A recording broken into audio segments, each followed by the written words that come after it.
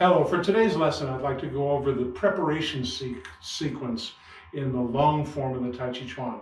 This is Yang style, traditional, old family, long form. 108 is usually how they count it.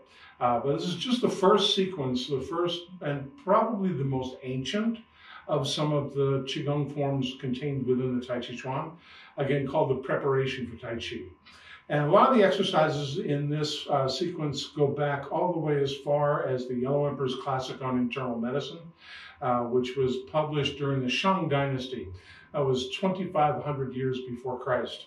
At that time, a lot of people were in pretty good shape. They didn't really need to join Bally's to stay in shape. They were already in pretty good shape. However, balance was a serious issue, in that in those days, 2500 BC, if you fell down and broke a hip, that was a fatal injury. It usually took about 3 days to die. So a lot of the earliest Qigong exercises in traditional Chinese medicine were balance exercises. And so the first movement in the Tai Chi Chuan form, you start with your feet together and take a slow step to one side and practice touching your toe down anytime you need to catch your balance. And then settle your weight down on both feet. And it's actually the touching the toe down that is actually the balance exercise.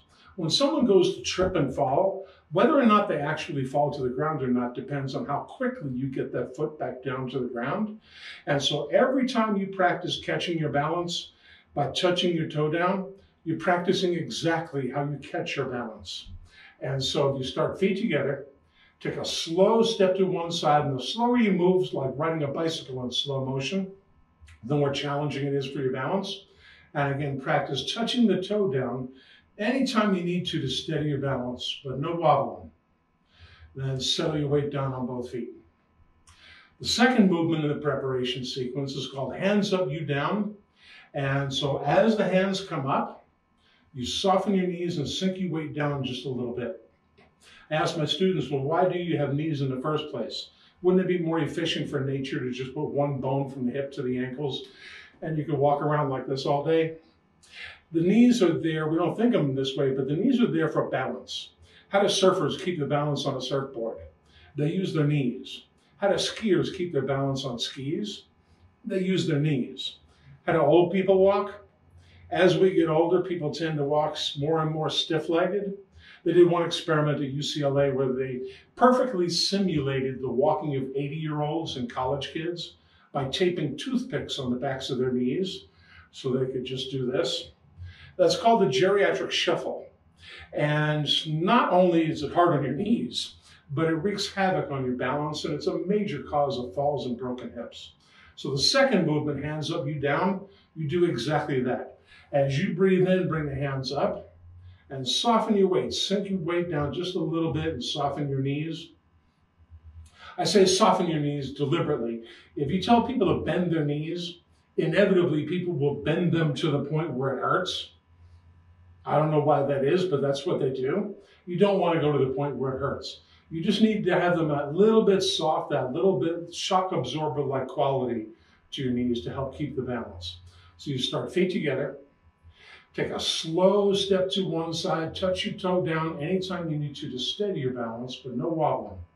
Settle your weight down on both feet. Then breathe in as you bring the arms up. Try to completely fill your lungs as the arms come up and soften your knees. So hands up, you down. The third movement in the preparation sequence is called lion plays with a ball. If you hold an imaginary ball between your hands, and play with the ball, that's called lion plays with the ball. And practice turning to face one side of the room and turn face the other side of the room. That's the lion plays with the ball. And it's a very ancient cultural symbol in ancient China. It's kind of the Chinese Wheel of Fortune, the idea that what goes around comes around, what goes up must come down. Stock market goes up and the stock market goes down. And it's also the basis of all the hand movements. And so as you go through and learn longer and longer sequences in the form, that lion plays with the ball is actually present in every single movement. In fact, all three of these exercises are contained in every movement in the long form. On every step in the form, as you step, You touch the toe down at the slightest hint of a wobble, so you practice catching your balance. Then on every movement in the form, you keep the knees that little bit soft.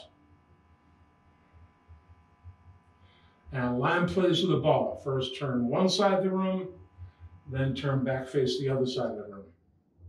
I'm going to turn face the other way now so you can see how it's done if you were in a class and you're looking at the teacher from behind. So you get more of the idea of turn right, turn left, and which way things go.